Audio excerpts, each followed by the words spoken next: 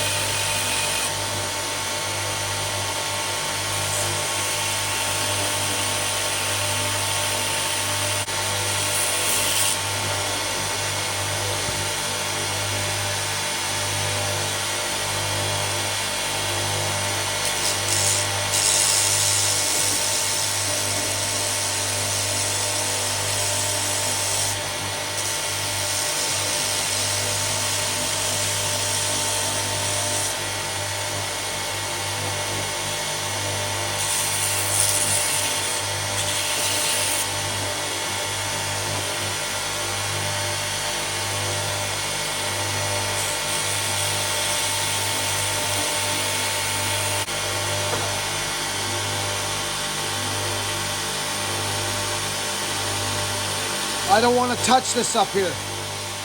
That's actually almost a usable edge now. You see, I wanted to bring the working part of the axe 3/4 of the way up the axe, not down here. That's there. This is where all the action takes place. Friends, I don't know if you get where you get your stuff, but I deal at Combat. And they were gracious in the beginning when I got this. They helped me with my stuff. I'm not very techy, so I didn't know how to do a lot of stuff, and they were very, very helpful to me. And their products, they're all over Instagram. Their products are wonderful. Combat abrasives.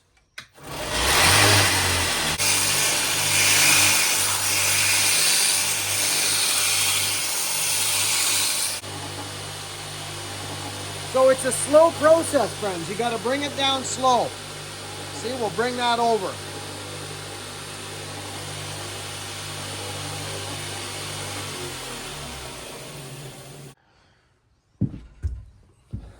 See this? It's a bucket of water.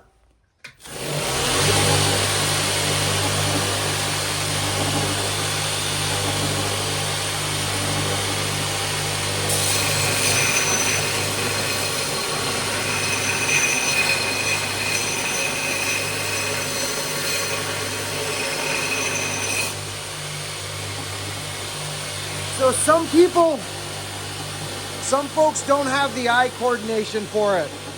It's just take your time. We're going to show you this step by step, how this brings us around. See how the angle I was on sharper there? Watch.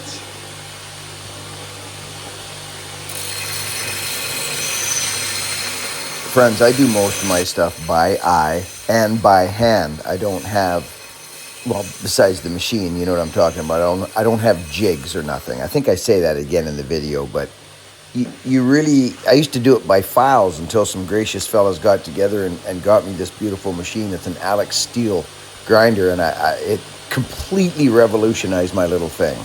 I never had money, and I could never buy stuff like this, and it was just like, oh my goodness. So that was a huge, and I do use this quite a bit. So it's been a wonderful addition. So friends, these old things, especially these pitted things, I don't know what it is. It's like old trucks, old saws. I like resurrecting old things. I will make this an extremely effective hard-working tool for someone. It will. It'll be amazing when I'm done, but it does take time.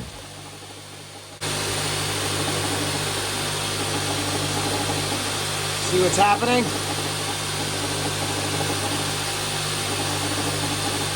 The middle's getting there. We got to get the sides now. You got to be cognizant of where you're grinding.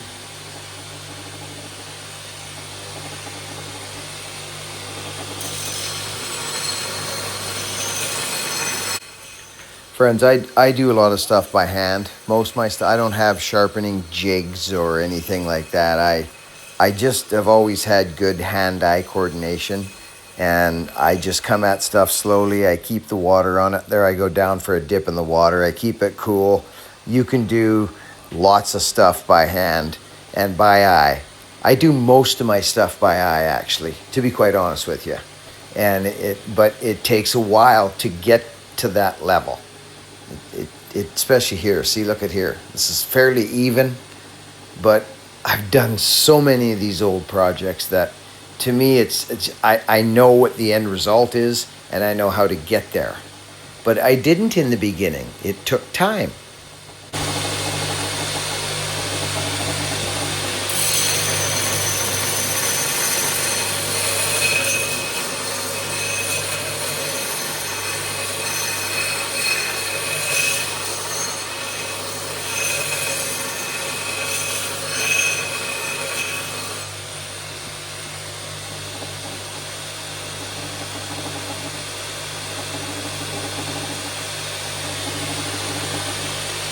Nice and cold.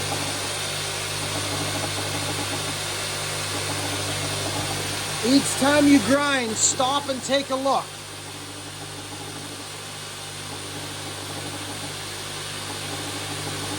See? Just stop. Slow down. Take a look at what you're doing. You want that center line to be good. We're almost even, friends, to be honest with you. That flat space now.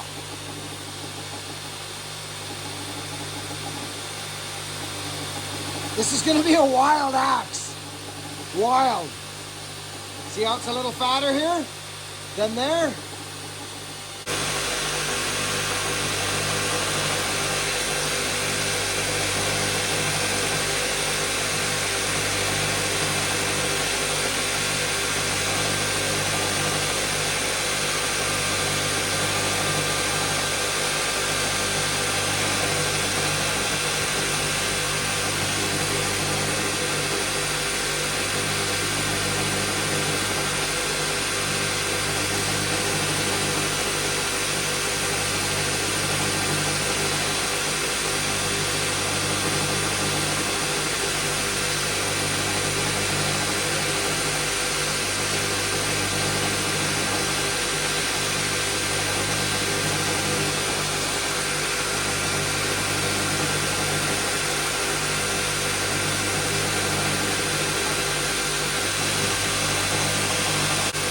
Okay, friends, I'm going to jump up on this shoulder now.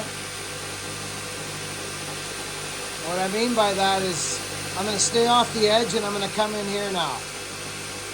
Like I did here. See the grind mark? Right there.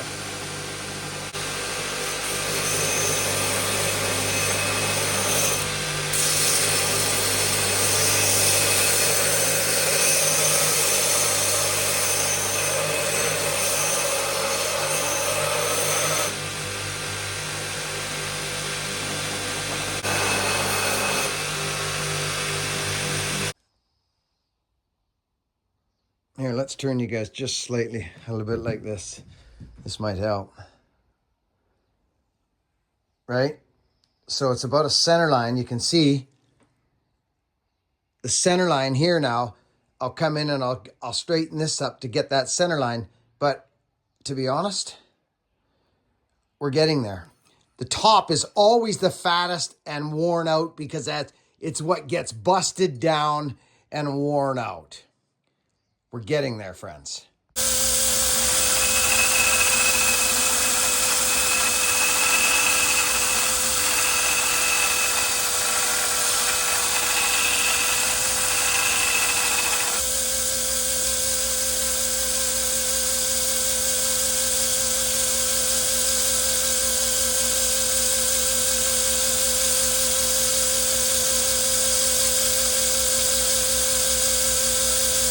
can see little humps here and there because this was rough, right? So now when it's thin, you go in and you make those disappear.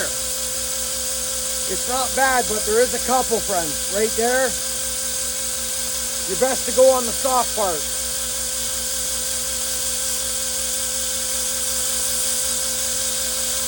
There we go. There, now it's got a nice arc.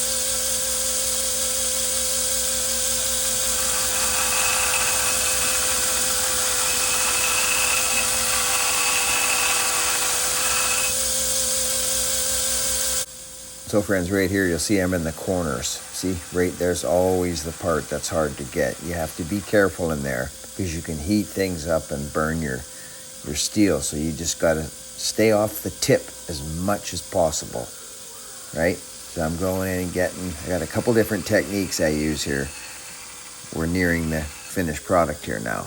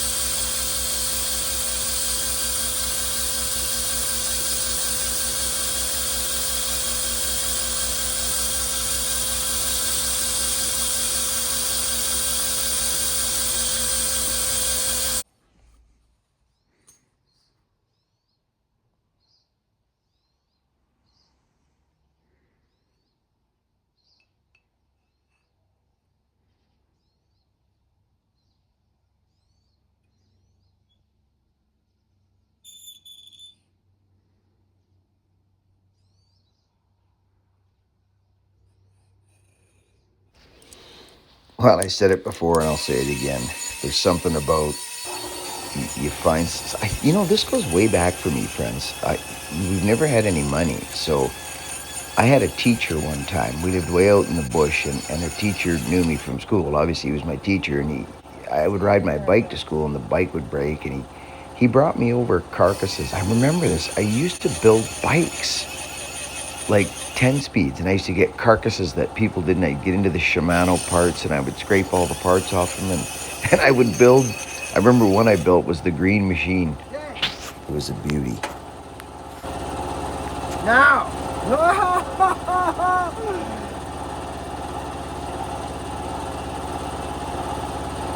See, this gets me going.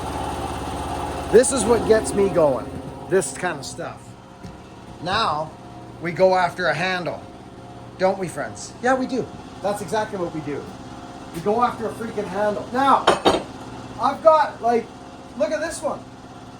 Friends, look at that. There's another one of these. I mean, let's be honest. It's nuts.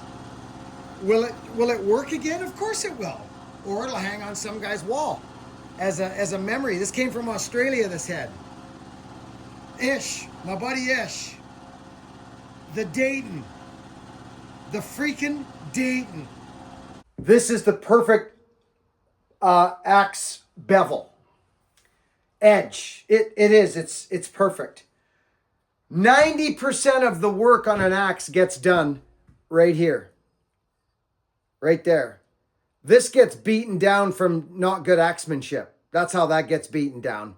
And it gets beaten down over time, but let's be honest. This gets beaten down from terrible axemanship.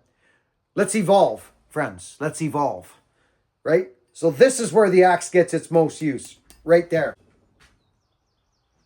It's 30-inch straight goods. It's my handle. My 30-inch straight goods, it's called. Wonderful for anything you want to do. And the reason is because of the palm swell. Shaklank, you can split, you can bang wedges, you can chop, you can do anything you want. It ends up hafting. Matter of freaking fact. Now, wouldn't this be interesting? Shaklank, what would happen if, oh my dear Lord. Oh my dear Lord.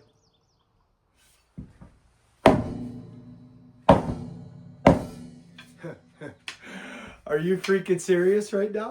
The only thing I don't like about a Tasmanian pattern on a straight handle is that there's no pull and the axe does that. It wants to dive forward, and that's okay. That's okay if that's what you're used to, but this axe on this handle,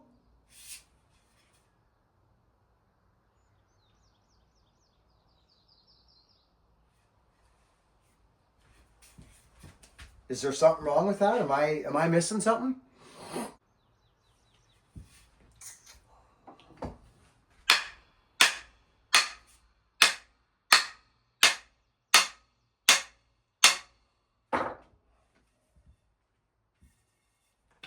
Oh my goodness. Oh dear.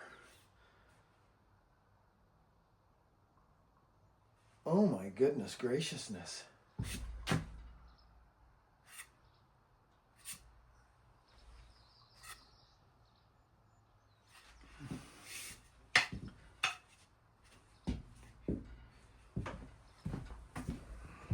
You guys got me all wrapped up on axes again. I see all this stuff on the internet. That just gets me going. Oh, the sun is so glorious right now. My wife gave me trouble for splitting her chopping block up. Or cutting it up.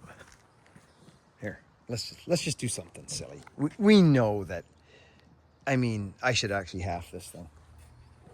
What a crazy axe.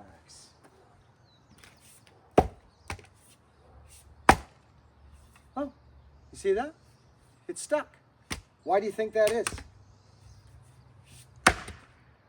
Oh my. So, this is a knot.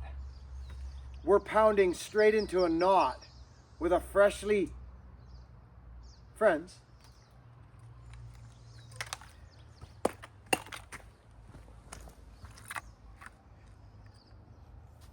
right in there. Right in there. Look at the knot.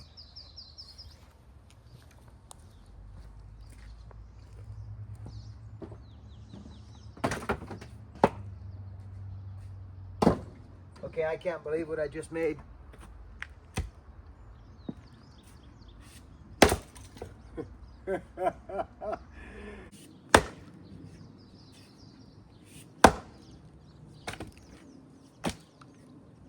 There's a knot right there. Oh yeah, right there. Look at that. Look at that, friends.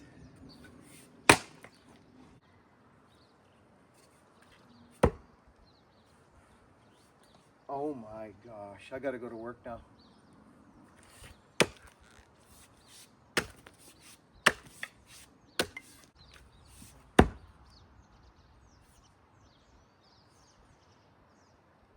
Friends, it's not even moving. I think I'm gonna build this axe. I think I'm building that. I'm gonna see something, but friends, it hasn't moved. It's almost like it was made for this axe. Friends. Okay, I'm back, Jack. Good to see you, friends. So I've been wanting to do one of these projects for quite some time. And how can we not? Now that we've done this, now that we've put this axe on here with a straight handle, I mean, will it go on a curved handle? Of course it will. But friends, the straight goods. The straight goods, that's what this is called. And it turned out ridiculous. So I am now going to bang it off.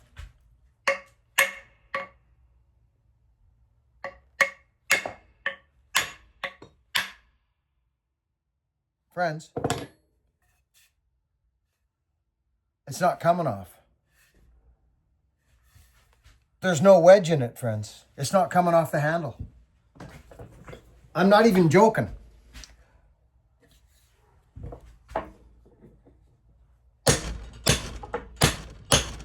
There it comes. Wow.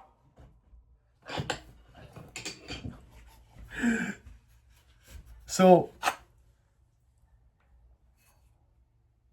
it has to go on this handle now.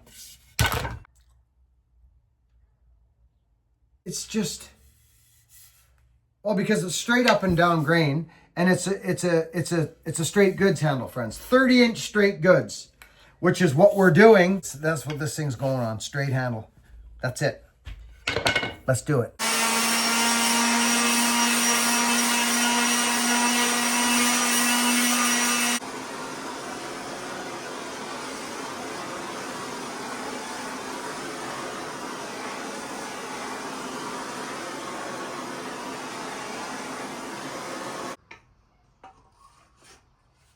So, because it has a thin sidewall, right? Okay. Oh my, this thing feels ridiculous. Thin, smooth.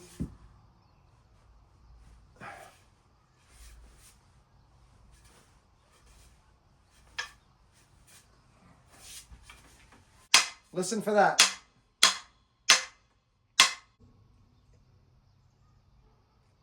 So, this is what you do on these, friends. Push your plunk, clank.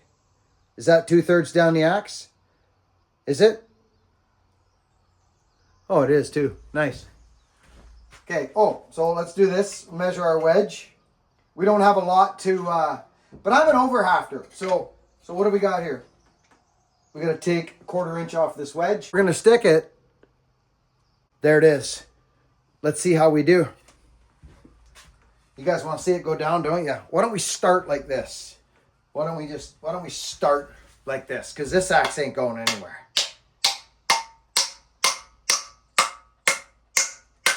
You guys catch me? Like, to be honest with you, that's probably Hafting.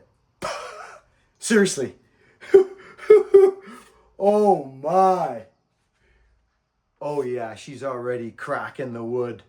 So this is what I like to do, okay? And I'm just gonna go.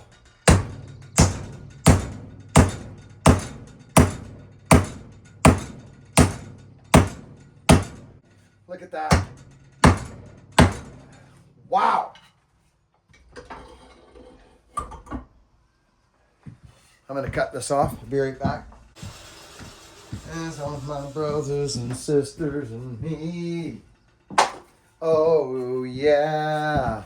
Oh yeah. Uh-huh. Yeah.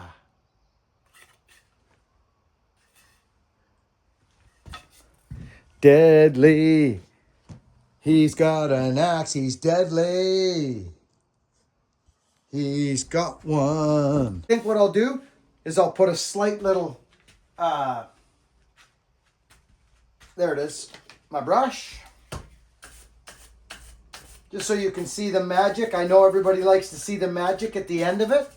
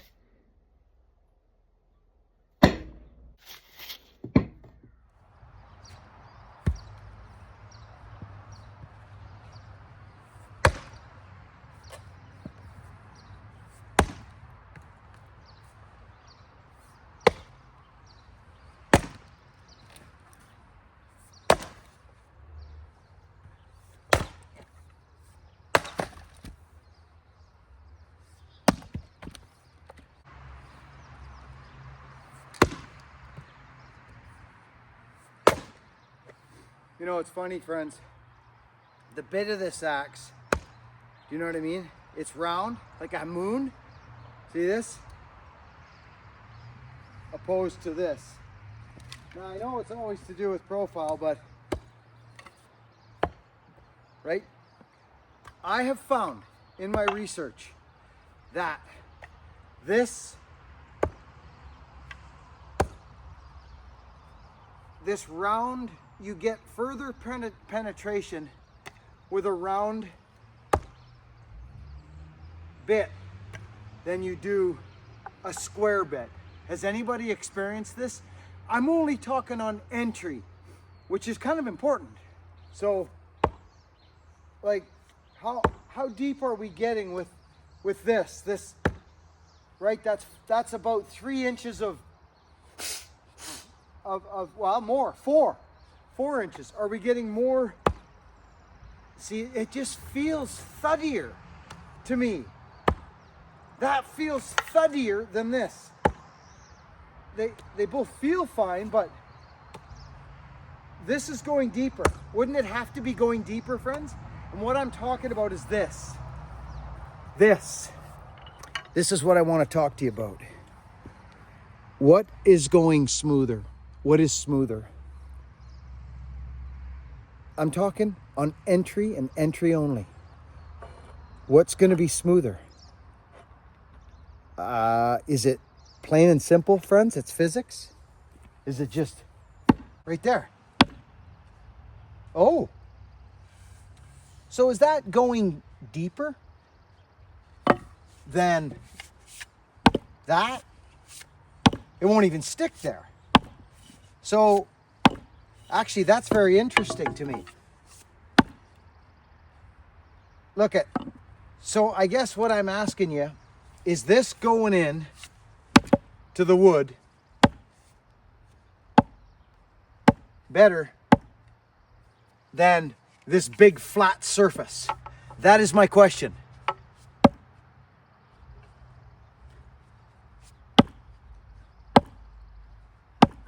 Do you guys get me? So let's look at that. Then let's look at this. It's very interesting to me. But it definitely has a lot to do with profile. But if it was the same profile, which is going in quicker and smoother? Which one? Which one is going to enter the wood quicker? So isn't that interesting? Food for the brain, friends. So is it strictly, are we strictly at the mercy of profile when it comes to an arced bit or a more straighter bit? Do you guys understand what I'm just saying there? Like I showed you like one with a half moon, and then that other one, which I think is the 5. I was just playing around with the profile on that 5 pound council axe, because a lot of people ask me about that axe, the 5 pound splitting axe, and I got one from council. Thank you, council. And but it was getting stuck a bit for me, and I just didn't. I have much better splitting axes, so I mean, when you got the wood bullet, it's so hard. Like it wasn't. It was splitting wood. Yes, it was splitting wood. I will say it was splitting wood, no doubt about it. But I found it to be sticky. I'll be honest, I did. I found it to be sticky. I know there's lots of information on that axe on the internet, and there's lots of people doing videos on it. I don't do a lot of reviews, but I'm thinking about doing some of my opinions on some of these axes that people are using for splitters. I know what to... Friends, I have the luxury because I've been doing this for a while, and I know what profile is, and I know that we are at the mercy of the profile. Even an arced bit, like an arc like this guitar here, like see this arc? Like say that's your bit of your axe right there, which is basically what we were with. Is it going to sink into the wood better than a flat bit? Like say this arc here. Do you get what I'm saying? Do we fall strictly on profile at that point? Is that arced bit going to go in like right here? Is it going to go in here only until it starts to get fatter? Well, yes. So are we strictly at the Mercy. So now that I say that, it almost seems that maybe the straight bit is better with a good profile.